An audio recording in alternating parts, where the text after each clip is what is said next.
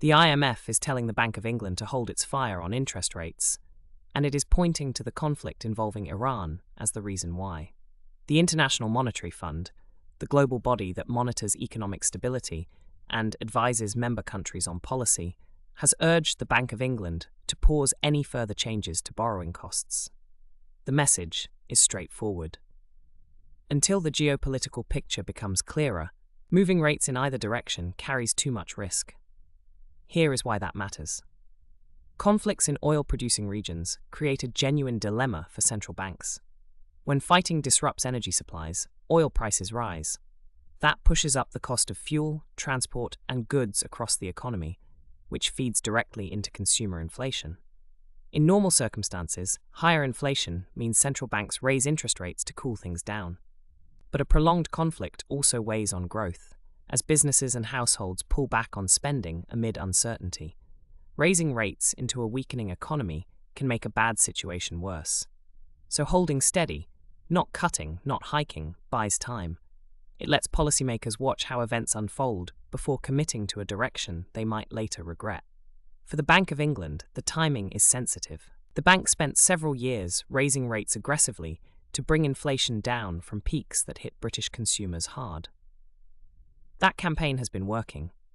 Inflation in the United Kingdom has been gradually easing, and markets had been building expectations that rate cuts were coming. The IMF's advice essentially says, not yet. It is worth being clear about what the IMF is and is not. The fund's recommendations carry real weight.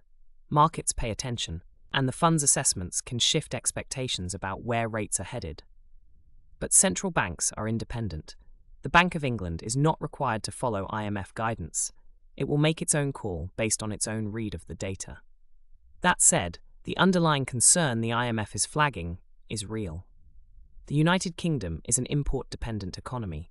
It buys a significant share of its energy from global markets, which means prolonged disruptions to supply, or sustained high oil prices, would keep inflation stickier for longer. That complicates any path to rate cuts, regardless of what any outside body recommends. Markets have already been reacting. Oil prices and broader risk sentiment have shifted in recent sessions as news from the region develops.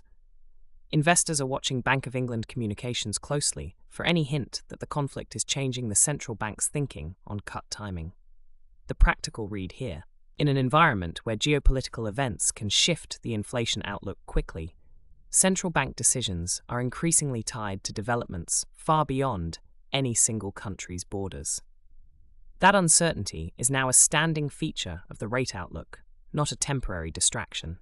This briefing is brought to you by First Financial News, clear, daily coverage of the economy and markets at firstfinancialnews.com.